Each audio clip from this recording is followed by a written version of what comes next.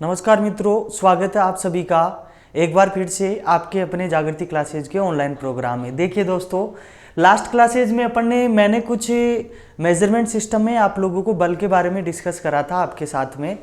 इसी बल को आज अपन डिटेल्ड पढ़ेंगे, बहुत प्रकार के बलों के बारे में आज पढ़ने वाले हैं अपन। देखिए, बलों को पढ़ने से पहले आप लोगों को मैं कुछ बेसिक आइडिया बता देता हूँ क्या कि बल के साथ में एक कंसेप्ट चलता है जिसको बोला जाता है क्या, ये इसका ज्ञान होना चाहिए आप लोगों को। कोई भी अपन काम कर रहे हैं, कोई भी कार्य कर रहे हैं, तो वो कार्य कब माना जाएगा, कब अपना अधिकतम कार्य होगा, कब अपना न्यूनतम कार्य होगा और कब कार्य जीरो होगा, इन सब बातों के बारे में डिस्कस करेंगे। तो देखिए, भौतिक विज्ञान के डेटा के अकॉर्डिंग आप लोगों को डायरेक्टली मैं बता देता हूँ क्या, किसी भी प्रकार का कोई भी कार्य होगा वो कार्य तभी माना जाएगा जब आप कुछ ना कुछ बल लगाओगे।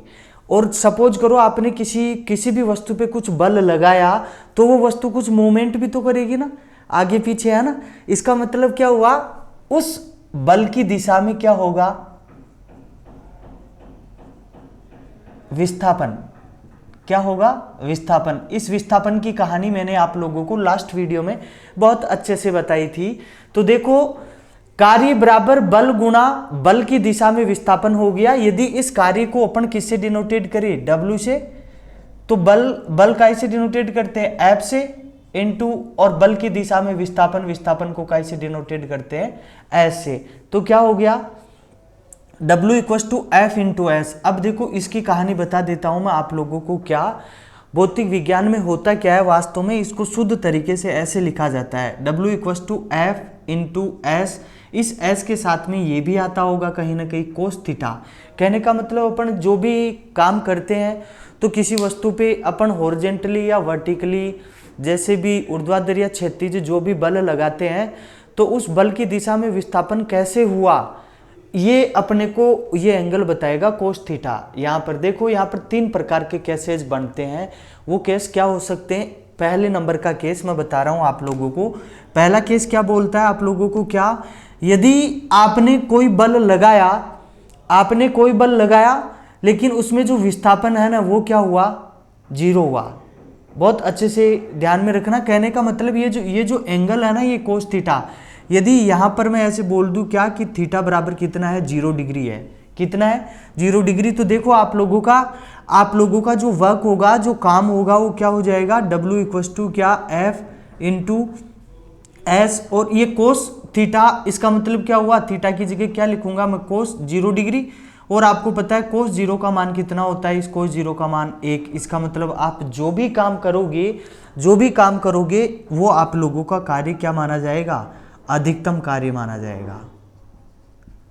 दूसरे प्रकार का केस बता रहा हूं इसी से रिलेटेड। देखो, दूसरा केस अपने को क्या कहता है, दूसरे प्रकार का केस इस कार्य से रिलेटेड। अब की बार क्या करूंगा मैं, देखो, W equals to F into S. अब की बार क्या कर देता हूं, ये आपने जो भी काम किया, अब की बार मैंने क्या, जो विस्थापन हुआ वो इसके लंबवत हुआ, परपेंडिकुलर विस्थापन हुआ। तो अब की बार थीटा की वैल्यू क्या आ जाएगी, कोस 90 डिग्री। अब इस केस में देखो, कोस 90 की वैल्यू कितनी होती है, 0 होती है ना, 0 होती है। तो यहाँ से क्या होगा, देखो, कोई भी संख्या 0 से मल्टीप्लाई होगी तो आप लोगों का वर्क क्या आ जाएगा, 0। इसका क्या मतलब हुआ कि कार्य क्या हुआ, न्यूनतम हुआ। न्यूनतम कहने का मतलब कार्य वास्तव में हुआ कितना, 0 हुआ। ऐसे बता सकते हो ना आप लोग। तीसरे प्रकार का केस इस कार्य के रिस्पेक्ट में आप लोगों को क्या कहता है, देखो, तीसरे प्रकार का केस क्या कहेगा, W equals to F into S. यदि मैं ऐसे 2 क्वांटिटीज को रखूं, इसके साथ में आप लोगों का कोई भी एंगल नहीं है, इसका क्या मतलब हुआ, यहां से मैं ऐसे कह सकता हूं कि क्या आपने कोई बल तो लगाया किसी वस्तु पे, लेकिन वो वस्तु विस्थापित नहीं हुई, अपने स्थान को नहीं छोड़ा उसने। कहने का मतलब दाएं बाएं या ऊपर नीचे उसमें कुछ मूवमेंट नहीं हुआ। तो यहाँ पर ये S क्या हो जाएगा, 0। जब S 0 है तो ये 0 से मल्टीप्लाई होगा तो 0 भी होगा, तो W भी क्या हो जाएगा, 0। S बराबर 0 तो W बराबर भी क्या होगा, 0। इसका मतलब किया गया कार्य क्या माना जाएगा, आप लोगों का 0 माना जाएगा। इतना सब कुछ कवर करने के बाद में 3 प्रकार के केस कार्य से रिलेटेड ध्यान में रखना कि किसी वस्तु पर अधिकतम कार्य कब होता है, जब इसके एंगल का मान थीटा का मान क्या हो, 0 हो। तो 0 होगा तो यहाँ पे कोस 0 की वैल्यू आपको 1 मिलेगी, जो आपको अधिकतम कार्य प्राप्त होगा। देखो भैया बात है ऐसी, क्या इस बल का मापन मेजरमेंट आप लोगों ने लास्ट क्लास में सीखा था, बहुत अच्छे से सीखा था ना। मैं कुछ पार्ट रब कर देता हूं, अब देखना। इस कार्य का भी मेजरमेंट कर लेते हैं यदि आप लोगों को बल का पता है, और बल की दिशा में विस्थापन, विस्थापन का मतलब कितनी दूरी तय की होगी उसने, तो दूरी वाला भी तो आपको पता है, लंबाई वाला, पहला मूल मात्रक।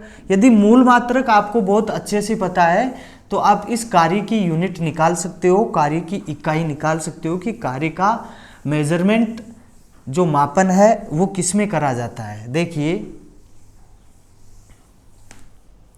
मैं क्या कर देता हूं, देखो बड़े ध्यानपूर्वक तरीके से सुनना। क्या इस W की जगह मैंने W रखा, F की जगह, अब मुझे बताओ आप लोग क्या कि बल का मापन किस में कर रहे थे, एसआई पद्धति के अनुसार किस में कर रहे थे आप लोग, न्यूटन में। लेकिन उस न्यूटन की वास्तविक वैल्यू आप लोगों को पता होना चाहिए कि न्यूटन किसके इक्विवेलेंट था। और ये विस्थापन किस में होता है, मीटर में। तो कार्य का मेजरमेंट आ गया ना, कार्य किस में होगा, न्यूटन मीटर में। ऐसे बता दोगे ना, न्यूटन इंटू मीटर बता दोगे ना। और इसी न्यूटन इंटू मीटर को एक वैज्ञानिक प्रेस्कॉट जूल के सम्मान में जूल कहा जाता है। क्या कहा जाता है इसको, जूल कहा जाता है। ध्यान में रख लोगे ना, जूल ये नाम पहले भी आया था आप लोगों के, जब अपन ने विद्युत वाला पार्ट कवर करा था तब, है ना। अब देखो इस न्यूटन को आप लोग क्या बोल रहे थे, इस न्यूटन को आप लोग क्या बोल रहे थे, क्या किलोग्राम मीटर बटे सेकेंड स्क्वायर। और आप लोगों के पास में क्या है, 1 मीटर और आ गया। तो अब आप लोग ऐसा बोल सकते हो ना, किलोग्राम मीटर स्क्वायर बटे सेकेंड स्क्वायर, ऐसा बोल सकते हो ना। Metre into metre, metre square हो गया ना, तो इसकी जगह मैं मीटर स्क्वायर रख लूं। नेक्स्ट स्टेप में कर लेते हैं, kilogram metre square upon second square. Square कर लो या मीटर इंटू मीटर रहने दो। ये तो एसआई या एमकेएस पद्धति के अनुसार हुआ। यदि आप लोगों को कोई सीजीएस के लिए पूछ ले कि बताओ सीजीएस पद्धति में इस कार्य का इकाई क्या होगी तथा उसकी वैल्यू क्या होगी, तो देखो अब अपन क्या कर लेते हैं सीजीएस पद्धति के अनुसार। देखो यहां से देखना अच्छे से, किलोग्राम की जगह कितना आएगा अपना, 1000 ग्राम। और 1 मीटर में कितना सेंटीमीटर, 100 सेंटीमीटर। फिर 1 मीटर में कितना सेंटीमीटर, 100 सेंटीमीटर। और सेकेंड स्क्वायर का क्या रहेगा, सेकेंड स्क्वायर रहेगा। इसको देखो, इस यूनिट्स को मैं अच्छे से लिख देता हूं। क्या 3 जीरो तो यहाँ है, 2 यहाँ पर और 2 यहाँ पर, टोटल कितनी होगी, 10 की घात 7 लिख दूं क्या मैं, 10 की घात 7। अब देखो क्या यहाँ पर किलोग्राम था एसआई पद्धति में, यहाँ पर क्या है, किलोग्राम की जगह ग्राम। यहाँ मीटर था, यहाँ पर क्या है, सेंटीमीटर। फिर यहाँ मीटर था और यहाँ पर क्या है, सेंटीमीटर। सेंटीमीटर स्क्वायर भी बोल सकते हो आप लोग। और नीचे क्या है, सेकेंड स्क्वायर। ये इतनी चीज तो कहीं ना कहीं कन्वर्ट होगी, लेकिन ये क्या निकल के आया, 10⁻⁷। कहने का मतलब क्या हुआ, इस वाली चीज को बोला जाता है क्या, अर्ग। क्या बोलेंगे अपन, अर्ग। तो आप लोगों से कॉम्पिटिटिव एग्जाम्स में डायरेक्टली पूछेगा क्या कि जूल और अर्ग में क्या रिलेशन हुआ। तो देखो जूल और अर्ग में क्या रिलेशन बताओगे, 1 जूल का मान कितने के बराबर हो जाएगा, 10 की घात 7 अर्ग के बराबर हो जाएगा। जैसे अपन ने न्यूटन और डाइन का करा था ना, बल का, न्यूटन का और किसका, डाइन का करा था ना, वैसे ही आप लोगों को जूल और अर्ग में भी रिलेशन पता होना चाहिए। मैंने क्या कहा था, भौतिक विज्ञान में आज के बाद जितने भी प्रकार के जो भी फॉर्मूले आएंगे उनका मेजरमेंट मापन आप खुद निकालोगे, है ना। मैंने एक बल का बता दिया था लास्ट वीडियो में आप लोगों को, और आज मैंने कार्य का बताया है, जूल और अर्ग में कैसे रिलेशन होता है। ये चीजें उत्पन्न कहाँ से होती है, ध्यान तो आप लोगों को केवल ऐसा ही तो रखना है क्या कि कार्य का मापन किस में करा जाता है, जूल में करा जाता है एसआई पद्धति के अनुसार। लेकिन सीजीएस पद्धति के अनुसार किस में करा जाता है, अर्ग में करा जाता है। यदि दोनों का आप लोगों को डिफरेंशिएट पूछे दोनों में क्या कि 1 जूल कितने अर्ग के बराबर होता है, तब आप डायरेक्टली ऐसे बताना 10⁻⁷ अर्ग के बराबर, है ना। अब ये आया कैसे, वो मैंने आप लोगों को चीज बता दी। आज के बाद में कभी भी नहीं बताऊंगा कि मेजरमेंट सिस्टम इन क्वांटिटीज को कैसे निकाला जाता है। अब जितने भी प्रकार के भौतिक विज्ञान में जो भी फॉर्मूले आएंगे वो आप लोगों को निकालने हैं खुद को, है ना। मुझे विश्वास है आप सब फॉलो कर रहे हो, सब निकालोगे, है ना। अब देखिए, अब अपन बातें करते हैं किसकी, बल की। ये कुछ कार्य का छोटा सा पार्ट था जो बल के साथ में इसका कुछ ना कुछ रिलेशन होता है। अपन ने मेजरमेंट भी सीखा और आप लोगों का कार्य भी सीखा कि अधिकतम कार्य कब होगा, कार्य न्यूनतम कब होगा, जीरो कार्य कब होगा। तो ऐसे ऐसे ध्यान रखा करो, छोटी छोटी क्वांटिटीज को पूछ ली जाती है कॉम्पिटिटिव एग्जाम्स में। देखो भैया, अब अपन बात करने वाले हैं बहुत प्रकार के बलों के बारे में। कोशिश करेंगे मैक्सिमम बलों को आज ही कवर करने की, और बचे हुए जो भी बल होंगे उनको फिर अपन नेक्स्ट क्लास में कवर कर लेंगे। देखिए, कॉम्पिटिटिव एग्जाम्स में कुछ ना कुछ आप लोगों को उदाहरण पूछ सकता है, या आजकल बेसिक से भी बहुत अच्छे क्वेश्चन आते हैं। तो उन सब प्रकार के बेसिक्स को आप लोगों को कैसे तैयार करना है, मैं कुछ बहुत प्रकार के बलों के बारे में अब बता रहा हूँ। टाइप्स ऑफ फोर्सेज, बलों के प्रकार। तो देखो, सबसे पहले मैं मेंशन कर देता हूं कि अपने को किन किन प्रकार के बलों के बारे में आज स्टडी करनी है। तो देखो, सबसे पहले प्रकार का बल होगा, उसको बोलेंगे अपन क्या, अभिकेंद्रीय बल। अभिकेंद्रीय बल, इसको बोला जाता है क्या, सेंट्रीपिटल फोर्स। दूसरी प्रकार का बल होगा अपकेंद्रीय बल। इनके उदाहरण आते हैं ना कॉम्पिटिटिव एग्जाम्स में आप लोगों के, है ना, वो ध्यान में रखने हैं आप लोगों को, है ना। Centrifugal force. तीसरे प्रकार का बल पढ़ेंगे अपन, सहसंजक बल, कोहेसिव फोर्स। चौथे प्रकार के बल के बारे में आज चर्चाएं करेंगे, आसंजक बल, एडेसिव फोर्स।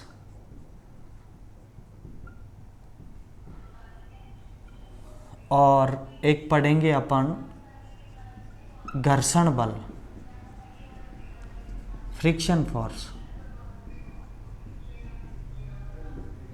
इन सारे प्रकार के बलों को अपन अभी डिस्कस कर लेते हैं, और बचे हुए जितने भी प्रकार के अपने बल होंगे इनके अलावा उनको अपन नेक्स्ट क्लास में, नेक्स्ट वीडियो में समय रहते हुए कवर करेंगे। देखिए, हो सकता है इन सभी प्रकार के बलों से रिलेटेड आप लोगों के कॉम्पिटिटिव एग्जाम्स में या तो उदाहरण पूछ ले, या फिर किस प्रकार के क्वेश्चन आएंगे। तो 1 बाय 1 यदि अपन इनको प्रोसेस से कवर करेंगे तब पता चल जाएगा कि क्वेश्चन कैसे पूछे जाते हैं। देखिए, मेरे कहने से क्या ध्यान में रखना है आप लोगों को, क्या 1 बाय 1 एक एक करके सारे के सारे प्रकार के बलों को अपन कवर करते हैं। देखो, सबसे पहले अपन इन दो को साथ में पढ़ेंगे, फिर इन दो को साथ में पढ़ेंगे, और अंत में पढ़ेंगे फ्रिक्शन फोर्स, घर्षण बल। तो देखो कैसे कवर करना है सारे प्रकार के बलों को। बहुत ही इजी कंसेप्ट है, बहुत ही इजी इनका जो कंसेप्ट है उसको कवर करना है। देखो, अभिकेंद्रीय बल, सेंट्रीपिटल फोर्स, इसको क्या कर देता हूं मैं कॉम्पिटिटिव एग्जाम्स में, इससे रिलेटेड क्या किस किस प्रकार के क्वेश्चन आते हैं। यदि आप लोग रियल भौतिक विज्ञान को फॉलो करते हो तो आपको ऐसे मिलेगा क्या कि ये दोनों के दोनों जो बल होते हैं ना, इन दोनों के दोनों बलों का मान, इनका परिमाण बराबर होता है, लेकिन इनकी दिशा कहीं ना कहीं विपरीत होती है, उल्टी होती है। तो कहने का मतलब क्या, इसको यदि मैं F1 मान लूं और इसको यदि मैं F2 मान लूं, तो ये दोनों के दोनों बल क्या होंगे, बराबर होंगे, लेकिन इनकी दिशा कहीं ना कहीं उल्टी होगी, तो उसके लिए मैंने माइनस लगा दिया। या फिर रियल भौतिक विज्ञान में इनका जो फॉर्मूला होता है वो ये होता है mv²/r। समझ रहे हो ना बात को। ये देखो क्या, ये r अपन ने इसलिए लिया है, क्योंकि ये दोनों प्रकार के बल कहीं ना कहीं क्या, किसी गोल घूमती हुई वस्तु पे या कहीं ना कहीं ऐसी वस्तु पर अप्लाई होंगे जिसकी कुछ ना कुछ रेडियस होगी, त्रिज्या होगी। आर का मतलब रेडियस, त्रिज्या, और एम आप लोगों के बहुत पहले से चल रहा है, मास, द्रव्यमान। और वी का क्या मतलब हुआ, वी का क्या मतलब हुआ, वेलोसिटी, वेग। ध्यान में रख लोगे ना। देखो, इसका मतलब क्या, सेंट्रीपिटल फोर्स का मान भी यही रहेगा और सेंट्रीफ्यूगल फोर्स का मान भी यही रहेगा। यदि आप सेंट्रीपिटल फोर्स को ये मानते हो तो आप लोगों का सेंट्रीफ्यूगल जो फोर्स हो जाएगा उसके मैं माइनस लगा देता हूं ऐसे। तो ऐसे ऐसे ध्यान में रख लोगे कि दोनों बलों का मान बराबर होगा, लेकिन दोनों बलों की दिशा क्या होगी, विपरीत होगी। लेकिन कॉम्पिटिटिव एग्जाम्स में पूछेगा कैसे इनको, आप लोगों को देखो कैसे क्वेश्चन आएगा आप लोगों के, वो बता रहा हूं मैं, ध्यान से सुनना। अब मैं क्या कर देता हूं, देखो समझने के लिए मैं क्या कर देता हूं, क्या अभिकेंद्रीय बल सेंट्रीपिटल फोर्स वह होगा, मैंने क्या करा, एक ऐसे गोला बना दिया, एक गोल आकृति बना दी, एक गोला बना दिया, है ना, और आगे ऐसे लिख दिया मैंने क्या, अंदर, और इसके आगे लिखूंगा मैं क्या, बाहर। इसका क्या मतलब हुआ, अंदर का क्या मतलब हुआ कि वह बल जो किसी वस्तु पर उसके केंद्र की ओर लगे, अंदर की ओर लगे, उसको अभिकेंद्रीय बल कहा जाता है। और अपकेंद्रीय का क्या बताओगे, वह बल जो किसी वस्तु पर उसके केंद्र से बाहर की ओर लगे, उसको कहा जाता है अपकेंद्रीय बल। अब देखो दोनों के दोनों प्रकार के बलों में आप लोगों को कॉम्पिटिटिव एग्जाम्स में इनके जवाब कैसे देने हैं। देखो मैंने ये गोला इसलिए बनाया है कि आपको आने वाले समय में कॉम्पिटिटिव एग्जाम्स की प्रिपरेशन के लिए ऐसे ध्यान में रखना है कि आज के बाद यदि किसी वस्तु के घूमने का वृत्ताकार मार्ग निश्चित होगा, इसका मतलब वो जो वृत्ताकार मार्ग निश्चित है वो कहीं ना कहीं किसी केंद्र से उसका अटैचमेंट होगा, और वो केंद्र उसको क्या अपनी ओर खींचेगा, इसका मतलब अंदर की ओर कोई बल काम करेगा। समझ रहे हो ना बात को। जैसे यदि विज्ञान वाले आप लोगों को उदाहरण पता करने हैं तो मैं कुछ बोल रहा हूं, अपने नोट्सों में मेंशन कर लेना। अभिकेंद्रीय से रिलेटेड एग्जाम्पलों की यदि मैं बात करूं, उदाहरणों की बात करूं, तो कैसे कैसे उदाहरण आते हैं। देखो अपन रसायन विज्ञान में कुछ ना कुछ ऐसा पढ़ने वाले हैं। ये कोई गोला है, इस गोले को मैं बोल देता हूं क्या, ये कोई परमाणु की क्या है, नाभिक है। क्या है, नाभिक है ना, न्यूक्लियस बोला जाता है इसको। और इस परमाणु की नाभिक में इसके दो मूल कण रहते हैं, प्रोटॉन और न्यूट्रॉन। और तीसरा जो मूल कण होता है, स्थायी मूल कण, क्या वो निश्चित वृत्ताकार कक्षाओं में बाहर चक्कर लगाता है इसके चारों ओर। तो मैंने एक वर्ड बोला अभी एक वर्ड बोला क्या, कि किसी परमाणु की नाभिक के चारों ओर इलेक्ट्रॉनों का निश्चित वृत्ताकार कक्षाओं में चक्कर लगाना। इसका मतलब क्या हुआ कि आपको उसके घूमने का रास्ता पता है, उसको घूमने का पता है कि पहली कक्षा में चक्कर लगा रहा है या दूसरी में या तीसरी में या चौथी में, ये कक्षाएं अधिकतम कितने इलेक्ट्रॉन हो सकते हैं किसी भी कक्षा में, इन सब के बारे में अपन आने वाले समय में चर्चाएं करेंगे इसकी रसायन विज्ञान में। ऐसा कुछ ध्यान में रखेंगे कि पहली कक्षा में अधिकतम इलेक्ट्रॉनों का मान 2 होगा, दूसरी में 8 होगा, तीसरी में 18 होगा, चौथी में 32 होगा। ये अपन इस फॉर्मूले से आगे चर्चाएं करेंगे। तो आपको ऐसे लग रहा होगा क्या कि इस न्यूक्लियस की, इस नाभिक की कुछ ना कुछ साइज, कुछ ना कुछ इसका आकार निश्चित है, और उसी निश्चित आकार के चारों ओर ये इलेक्ट्रॉन निश्चित वर्ताकार कक्षाओं में चक्कर लगा रहा है। तो आपको घूमने का रास्ता पता है ना। ऐसे ही देखो, क्या कहने का मतलब, जिसके घूमने का रास्ता पता हो आप लोगों को कि इतने टाइम में और इतने इलेक्ट्रॉनों के द्वारा या इतने समय में चक्कर लग जाएंगे, तब आप लोगों को जवाब अभिकेंद्रीय देना है। समझ रहे हो ना। चंद्रमा जो होता है वो पृथ्वी की चारों ओर चक्कर लगाता है, तो आप लोगों को पता है कि कितने दिनों में चक्कर लगा देगा वो, है ना। और पृथ्वी सूर्य के चारों ओर चक्कर लगा रही है, तो आपको रोटेशन का पता है कि कितने दिनों में घूर्णन कंप्लीट कर लेगी। तो ये जो जिनका वृत्ताकार मार्ग निश्चित है, उन सब में अभिकेंद्रीय बल काम करेगा। समझ रहे हो ना बात को।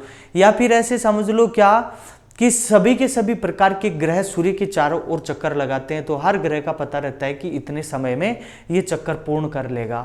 या उपग्रहों का ग्रहों के चारों ओर चक्कर लगाना, तब भी आप लोगों को इनके रोटेशन का, इनके घूमने का पता रहता है कि कितने दिनों में ये चक्कर लगा लेंगे। ऐसे ऐसे ध्यान में रख लोगे ना।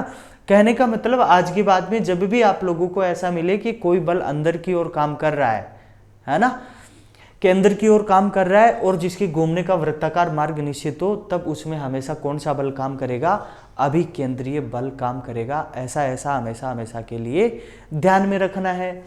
अब देखो अपकेंद्रीय बल की यदि बात करी जाए, सेंट्रीफ्यूगल फोर्स की, इनके उदाहरणों की, तो मैंने ऐसे कहा कि ये वाला बल जो है अपकेंद्रीय बल, सेंट्रीफ्यूगल फोर्स, ये कहीं ना कहीं केंद्र से बाहर की ओर लगता है। तो बाहर की ओर लगता है, इसका मतलब क्या, जो आप लोगों की डेली घरेलू लाइफ में, जैसे क्या कि दही से मक्खन निकालना हो आप लोगों को, है ना, तो ये जो मशीनें होती है, वॉशिंग मशीन जो होती है ना, मैं यहाँ पर मेंशन कर देता हूँ।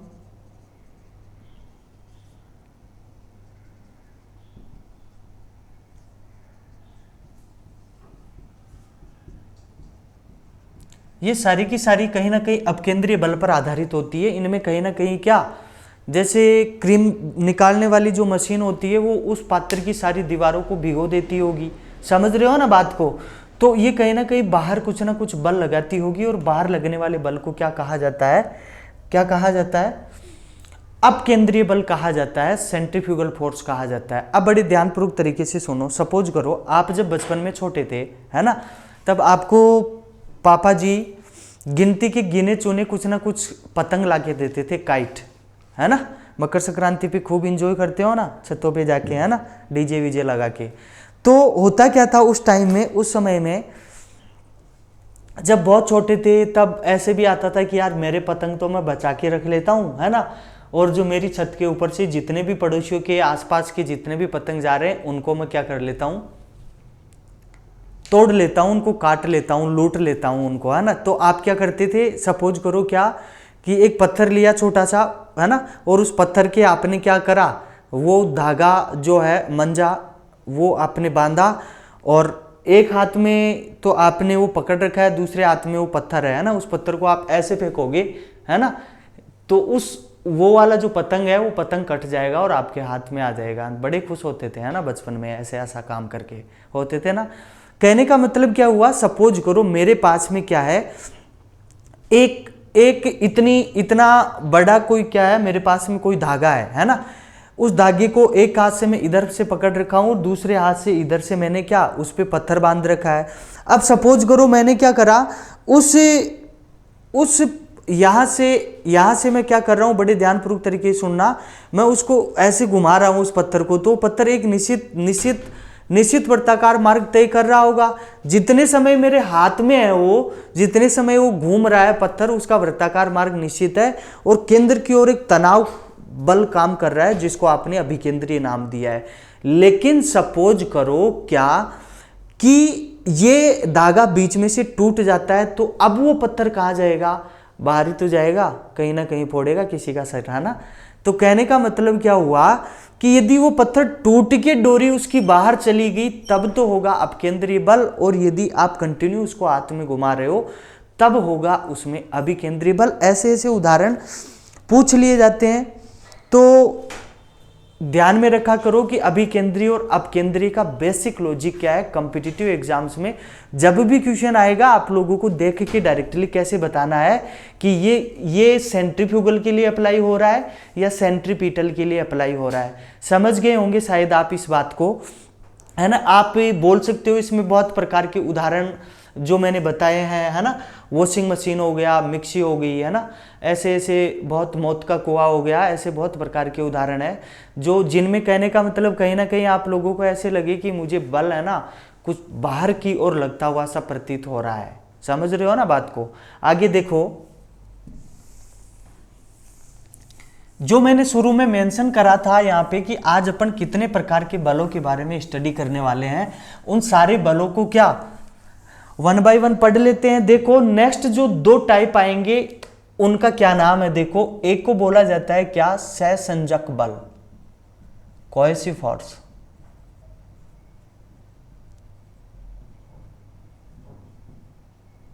दूसरे प्रकार का होता है आसंजक बल, इसको बोला जाता है एडेसिव फोर्स।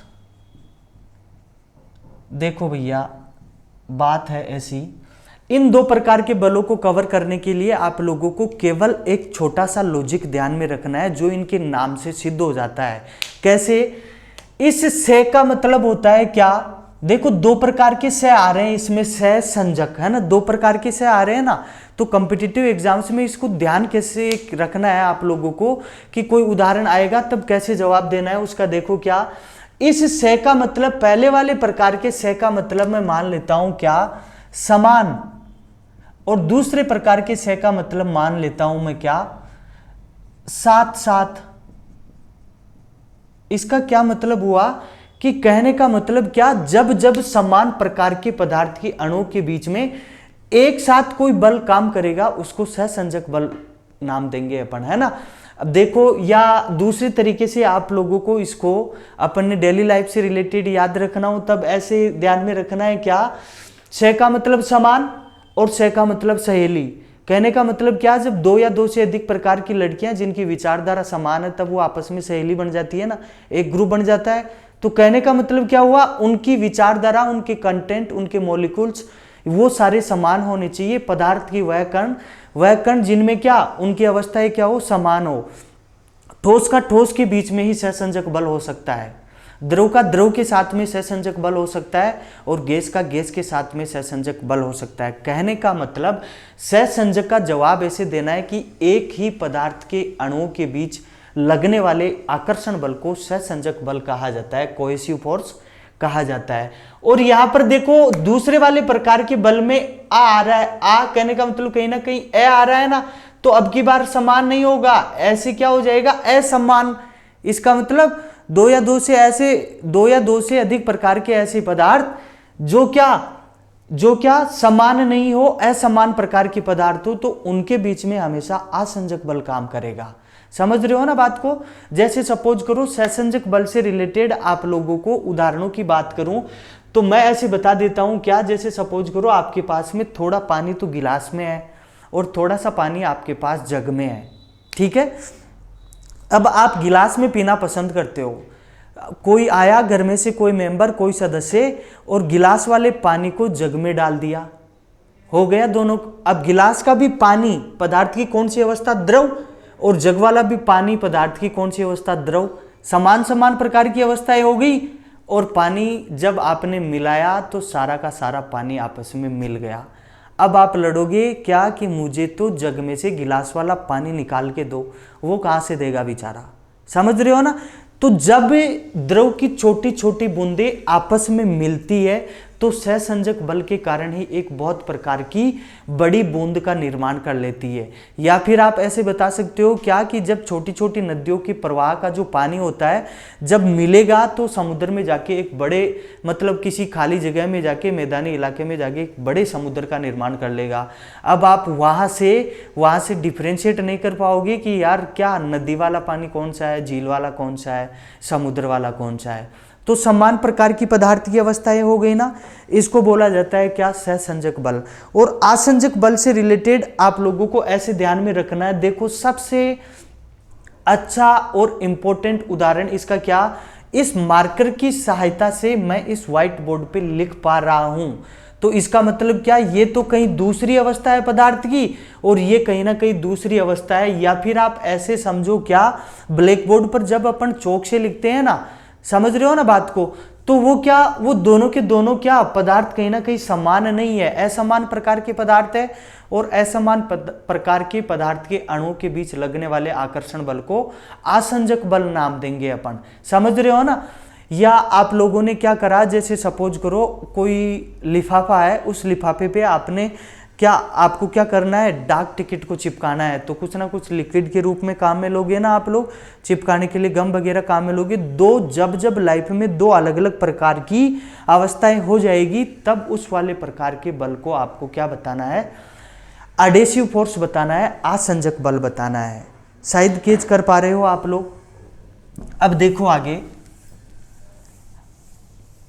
एक और यहां पर मैंने मेंशन करा था कि अपन फ्रिक्शन फोर्स के बारे में भी कुछ चर्चाएं करेंगे और मोस्टली इस वाले फोर्स से क्वेश्चन पूछा जाता है। देखो मैं मेंशन कर रहा हूं, नाम सुना होगा आप लोगों ने क्या, ऐसे घर्षण बल।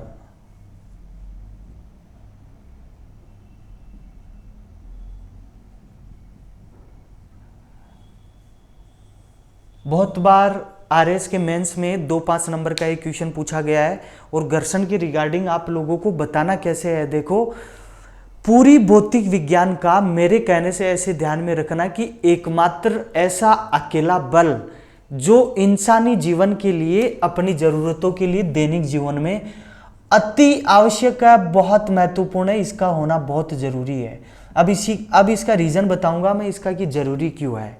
और एकमात्र ऐसा बल जो बहुत ज्यादा इंपॉर्टेंट है और इंपॉर्टेंट होते हुए भी इसको एक प्रकार का दोष माना गया है।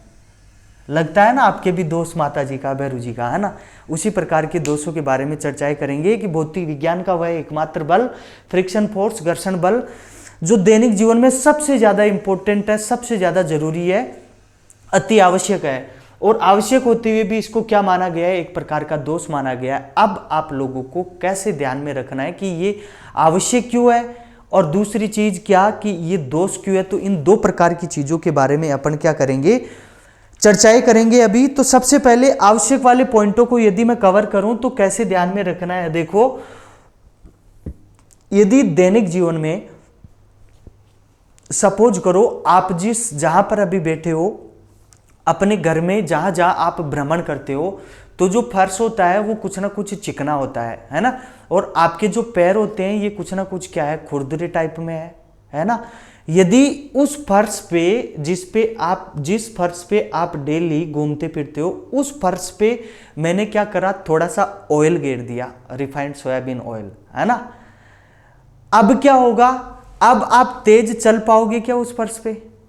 अब दौड़ पाओगे उस फर्श पे? नहीं ना। तो कहने का मतलब क्या हुआ कि पहले जो फर्श था उस फर्श ने क्या किया, उस फर्श ने आपके पैरों के बीच और फर्श के बीच में आवश्यक घर्षण को उत्पन्न किया जो जरूरी था।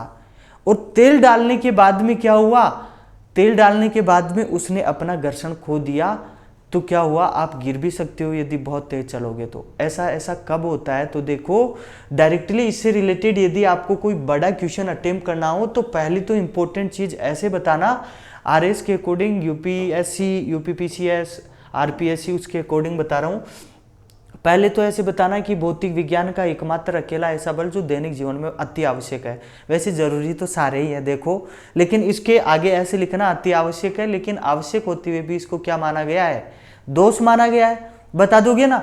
अब आवश्यक क्यों है, सबसे पहला और इंपॉर्टेंट रीजन, यदि घर्षण बल अपने दैनिक जीवन में नहीं हो तो मनुष्य चल भी नहीं सकता। समझ रहे हो ना बात को। यदि घर्षण बल दैनिक जीवन में नहीं हो तो मनुष्य चल भी नहीं सकता। इस घर्षण बल का मान, यदि किसी प्रकार की कोई सतह ठोस और ठोस, दो प्रकार की सतह ठोस से मिलकर बनी है, तब घर्षण बल का मान आप लोगों को अधिकतम प्राप्त होगा। तीन प्रकार के केस बनते हैं इसमें देखो।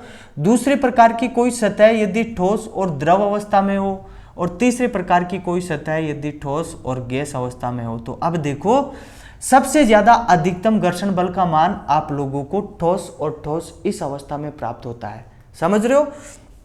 और यदि कोई माध्यम ऐसा है जिसमें एक प्रकार की अवस्था ठोस है, दूसरी प्रकार की अवस्था गैस है, तो इसमें आप लोगों को घर्षण बल का मान न्यूनतम प्राप्त होगा। एक प्रकार की अवस्था ऐसी जिसमें एक माध्यम ठोस और दूसरा माध्यम द्रव हो, तो उसमें घर्षण बल का मान इन दोनों के बीच का एकदम मध्यम प्राप्त होगा। ऐसा आप लोगों को ध्यान में रखना है। देखो भैया, आवश्यकता के साथ साथ इसके दोषों को भी अपने को समय रहते हुए कवर करना है। कैसे ये दोष हो जाता है, ये ना चाहते हुए भी घर्षण बल कैसे दोष हो जाता है। सपोज करो, एक छोटी सी बात बताता हूं आप लोगों को। क्या आप किसी अपनी गाड़ी से, अपने 4 व्हीलर से किसी हाईवे पे चल रहे हो, किसी सड़क पर चल रहे हो, ठीक है, और बहुत बढ़िया रफ्तार में आपने गाड़ी चला रखी है, अप्रोक्सीमेट 100 किलोमीटर पर आवर, है ना, 100 किलोमीटर प्रति घंटे की रफ्तार से आप गाड़ी चला रहे हो। और चलाना जरूरी है उतनी तेज रफ्तार से। क्यों? क्योंकि आपके बहुत इंपॉर्टेंट काम है आगे, कोई आपका इंतजार कर रहा है, तब तो भगाना ही पड़ेगा ना।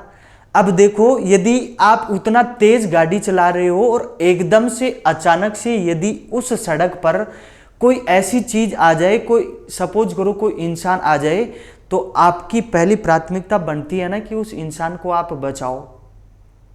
तो क्या करोगे आप लोग? ब्रेक लगाओगे, है ना। हैंड ब्रेक भी मार देते हैं कभी कभार, है ना, बस की बात नहीं होती है। तब आपने ब्रेक लगाया, आप लेट हो रहे हो, ऑलरेडी आपको बहुत जल्दी पहुंचना था, लेकिन आपने फिर भी उस इंसान की जिंदगी को बचाने के लिए आपने ब्रेक लगाया। ब्रेक लगाने के बाद में क्या हुआ, वो इंसान कुछ दूरी पर था, ब्रेक लगाया आपने तो अपने पैरों से आपने कुछ ऊर्जा लगाई होगी ब्रेक पे, तो आपकी ऊर्जा वेस्टेज हुई। ऊर्जा लगाने के बाद में क्या हुआ, ब्रेक लगाने के बाद में उस वाहन के टायर भी घिसे होंगे, दूसरे प्रकार का दोष हो गया। यदि वाहन के टायर भी घिसे और वो गाड़ी फिर रुकी भी होगी, तो जिस समय पे यदि आप उस गाड़ी को नहीं रोकते तो हो सकता है वो गाड़ी 1-2 किलोमीटर आगे की दूरी तय कर ली होती। तो आप लोगों के देखो कितने नुकसान हो गए। एक तो आप लोगों ने ऊर्जा लगाई, तो पहला और इंपॉर्टेंट तो इसमें जो माना जाता है ना दोष, वो इसीलिए माना जाता है कि घर्षण बल दैनिक जीवन में अति आवश्यक है, लेकिन आवश्यक होते हुए भी इसको दोष माना गया है। क्यों? क्योंकि उसमें ऊर्जा की अनावश्यक रूप से हानि होती है। यदि वो इंसान सामने नहीं आता तो आपको ऊर्जा नहीं लगानी पड़ती, ब्रेक नहीं लगाना पड़ता, पैरों से कुछ कार्य नहीं करना पड़ता, और आपके वाहन के टायर भी नहीं घिसते, है ना, वो धन की हानि होगी। और तीसरी हानि हुई समय की। जिस समय पे आप 1-2 किलोमीटर आगे का रास्ता कवर करते, अब वो समय भी आप लोगों के पास में नहीं बचा होगा। क्यों? क्योंकि आपने ब्रेक लगाया तो कुछ ना कुछ समय तो लगाना आप लोगों को। ऐसे इस प्रकार से इसको क्या माना जाता है, दोष माना जाता है। अब देखो बहुत अच्छे से सुनना, इससे रिलेटेड आप लोगों को क्वेश्चन कैसे अटेम्प्ट करने हैं, क्या कि कब इस अपने डेली लाइफ में, संपूर्ण इस टोटल यूनिवर्स में, संपूर्ण ब्रह्मांड में अपने को कहीं कहीं तो जरूरत पड़ती है क्या, कि मुझे घर्षण भैया अधिकतम चाहिए, और कहीं कहीं पर जरूरत पड़ती है अपने को घर्षण को कम से कम करना है। तो उन दो बिंदुओं के बारे में भी अपन चर्चाएं करेंगे कि अपने दैनिक जीवन में अपने को कहाँ जरूरत पड़ती है कि घर्षण मुझे अधिकतम रखना है, और अपने दैनिक जीवन में कहाँ जरूरत पड़ती है कि अपने को घर्षण कम से कम रखना है। इन दो चीजों पर डिस्कस करेंगे अब अपन। तो देखो बहुत इंपॉर्टेंट चीज है। यदि सपोज करो क्या आपके पास में कोई गाड़ी है, उस गाड़ी को आप ऐसे रास्ते पे चला रहे हो जहां पे बहुत कीचड़ है, तो वो गाड़ी फंसेगी या नहीं फंसेगी? फंसेगी। इसका मतलब क्या हुआ, कीचड़ है, इसका मतलब क्या हुआ, यदि वो रास्ता ठोस होता, सड़क के रूप में होता, तब तो वो गाड़ी नहीं फंसती, उसमें तो आप अधिकतम घर्षण प्राप्त कर लेते। लेकिन अब की बार क्या है, कीचड़ है, तो कीचड़ है तो वो गाड़ी फंस जाएगी। क्यों? क्योंकि घर्षण का मान क्या हो गया, कम हो गया। किसी भी प्रकार के ऑटोमोबाइल वाहनों के टायर इसीलिए खुरदरे बनाए जाते हैं कि जरूरत पड़ने पर, अति आवश्यक होने पर यदि आप ब्रेक लगाओ तो वो वाली ब्रेक आपके कारगर सिद्ध हो। कहने का मतलब क्या, ब्रेकिंग प्रणाली वाहनों की बिना घर्षण के काम करती नहीं है। समझ रहे हो ना बात को? और इसीलिए वो टायर इतनी खुरदरी बनाए जाते हैं। देखो भैया बात है ऐसी, इन दोषों को अपने को रखना भी है। वाहनों के केस में, ऑटोमोबाइल वाहनों के केस में यदि आप नहीं रखोगे तब क्या होगा, वाहनों के जो ब्रेक है वो समय पर काम नहीं करेंगे। अब देखो क्या होता है, आप चाह रहे हो कि क्या, कि कभी कभार मुझे ऐसे भी जरूरत पड़ती है कि मुझे घर्षण नहीं रखना, मुझे तो मिनिमम घर्षण चाहिए, कम से कम क्यों रखना है। तो देखो इस वाले केस को कैसे कवर करना है। न्यूनतम घर्षण की जरूरत कहां पड़ती है। सपोज करो आपके घर में कोई भी मशीन है, कोई भी ऐसा इंस्ट्रूमेंट है जो मूवमेंट कर रहा है, घूम रहा है, जैसे कोई मोटर की शाफ्ट मान लो, या कोई आप सिंपल पंखा मान लो, फैन, वो घूम रहा है। अब यदि वो घूम रहा है तो अपन कोशिश करेंगे क्या, कि वो अधिकतम आरपीएम पे, अधिकतम स्पीड पे घूमे, तभी तो ज्यादा हवा दे पाएगा ना, है ना। तो उसके अंदर जो भी पार्ट लगे हुए, उन पार्ट के बीच में क्या नहीं होना चाहिए, घर्षण नहीं होना चाहिए। कहने का मतलब वो पार्ट चिकने होने चाहिए। समझ रहे हो ना बात को? घर्षण नहीं होगा तभी तो वो अधिकतम स्पीड पे, अधिकतम आरपीएम पे क्या रोटेट कर पाएगा। रोटेट बोल दो या राउंड बोल दो या रिवॉल्यूशन बोल दो, रिवॉल्यूशन पर मिनट, है ना। यदि आप लोगों ने समय पर उसको तेल ग्रीस वगैरह नहीं दे रखा है, तब क्या होगा, वो घर्षण क्या हो जाएगा, घर्षण का मान कम हो जाएगा, और वो पंखा या जो भी इलेक्ट्रॉनिक आइटम, कूलर वगैरह आपने लगा रखा है, वो मैक्सिमम स्पीड पर नहीं दौड़ पाएगा। समझ रहे हो ना बात को? तो आप क्या चाह रहे हो, मुझे तो घर्षण कम से कम करना है यहाँ पर। तो कम से कम घर्षण करने के लिए क्या करा जाता है, देखो पहला और उचित तरीका तो ये होता है, विज्ञान ऐसे कहती है कि पॉलिश कर दो, है ना। पॉलिश से क्या हो जाता है, उसमें जो भी जंग, रस्ट, धूल के पार्टिकल होते हैं वो दूर हो जाते हैं और वो इंस्ट्रूमेंट क्या अधिकतम आरपीएम पे दौड़ पाता है। जो भी मूविंग पार्ट होते हैं ना उनमें आप क्या कर दो, पॉलिश कर दो। या दूसरा इसका जो तरीका होता है वो होता है, एक ऐसा शब्द आता है स्नेक। स्नेक का मतलब लुब्रिकेंट। इस लुब्रिकेंट के रूप में आप लोग क्या काम में ले सकते हो, तेल भी काम में ले सकते हो, ग्रीस भी काम में ले सकते हो, या सबसे ज़्यादा बहुत बार पूछा जाता है ग्रेफाइट का जो इस्तेमाल होता है। रसायन विज्ञान में अपन पढ़ेंगे कार्बन और कार्बन के अपर रूप, तब हीरा, ग्रेफाइट, फुलरिन, ग्रेफिन ऐसे नाम आएंगे। ये ग्रेफाइट विद्युतीय सुचालक पदार्थ होता है जो क्या लुब्रिकेंट स्नेक की भांति भी काम में लिया जाता है।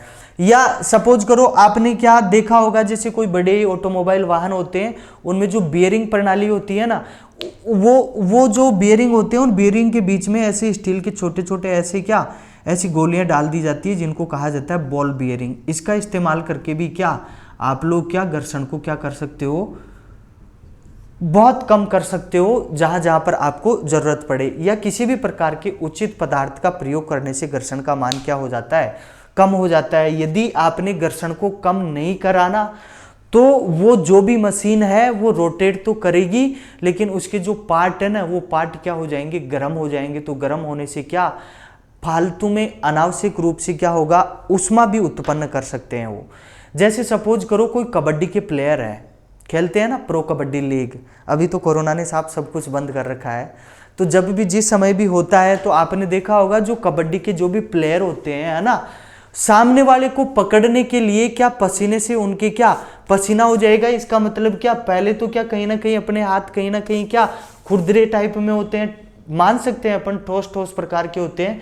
जब पसीना आ जाएगा तब द्रव रूप में हो जाएंगे ना, तब घर्षण बल का मान कम हो जाएगा।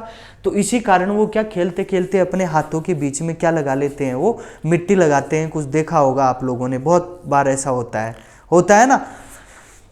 आप बहुत बड़ा एक सपोज करो कोई दीवार बना रहे हो, कोई भी घर बना रहे हो, तो ईंटों को आप लोग एक के ऊपर एक रख के जो भी दीवार की जो भी आपको दीवार निकालनी है उस दीवार को एक के ऊपर एक ईंट रख के आप तैयार करते हो उसको, वो घर्षण के कारण ही कहीं ना कहीं रुक पाती होगी। यदि वहां पर घर्षण नहीं मिलेगा तब वो क्या आप लोगों की दीवार रुक ही नहीं पाएगी। समझ रहे हो ना। अंतिम प्रकार के बिंदुओं में आप लोगों को बता रहा हूं क्या, इस घर्षण का नाम जब अपन कहीं ना कहीं आप लोगों के Newton's law of motion, Newton की गति के नियम, तब एक नाम आएगा, देखो ऐसे क्रिया प्रतिक्रिया का नियम, एक्शन रिएक्शन लॉ, तब एक नाम आएगा। तो मैं अभी बता देता हूं कि वहां से इसका लिंक कैसे बनेगा, आपको क्या ध्यान में रखना है। मैंने ऐसे कहा था आप लोगों को कि दैनिक जीवन में ऐसा माना जाता है कि सबसे ज्यादा अत्यावश्यक बल कौन सा है, घर्षण बल है। समझ रहे हो ना बात को। अब देखो घर्षण के कारण होगा क्या, यदि घर्षण नहीं होगा तो अपन चल फिर नहीं पाएंगे। समझ रहे हो ना। तो मनुष्य का के चलने के लिए जो आवश्यक बल है ना वो कौन सा हुआ, घर्षण बल। और चलने में जो नियम काम करता है वो न्यूटन की गति का, इसको तीसरा नियम कहा जाता है, third law of Newton, law of motion है ना, न्यूटन की गति का तीसरा नियम। इसमें क्या होता है, क्रिया प्रतिक्रिया। जैसे सपोज करो आप चल रहे हो तो ऑब्वियसली आपने बहुत बार ऐसे, अब तो बहुत बड़े हो गए, आपने देखा होगा ऐसे आप खुद जज कर पाते होंगे, एक हाथ आपका आगे रहता है, एक हाथ पीछे रहता है, एक पैर आगे एक पैर पीछे। इसका मतलब एक हाथ से आप एक्शन कर रहे हो, दूसरा रिएक्शन के रूप में पीछे जा रहा है। कहने का मतलब क्या हुआ, जैसे क्रिया प्रतिक्रिया का बल काम करता है ना, कहने का मतलब क्रिया बल का मान और प्रतिक्रिया बल का मान दोनों बराबर होते हैं लेकिन दोनों की दिशा विपरीत होती है। वैसे ही ये घर्षण बल भी किसी गतिमान वस्तु पर, या आप ऐसे बोल सकते हो किसी भी वस्तु पर, उस वस्तु की दिशा के विपरीत काम करता है। तो हो गया ना, इसमें दोनों में कुछ ना कुछ समानताएं हुई ना। ऐसे ऐसे आप लोग इन सारी प्रकार की चीजों को हमेशा के लिए, इन बलों से रिलेटेड मैंने जितने प्रकार के बल बताए हैं उन सबको ध्यान में रखना है। आज की क्लास के लिए बस इतना ही। आगे की क्लासेज के लिए आप लोगों को बचे हुए बलों के प्रकार और जो इम्पोर्टेंट बल है उनके बारे में अपन डिस्कस करने वाले हैं। तब तक के लिए आप सभी लोग बढ़िया मस्त रहें, व्यस्त रहें, हंसते रहें, मुस्कुराते रहें, लगे रहें। Thank you very much.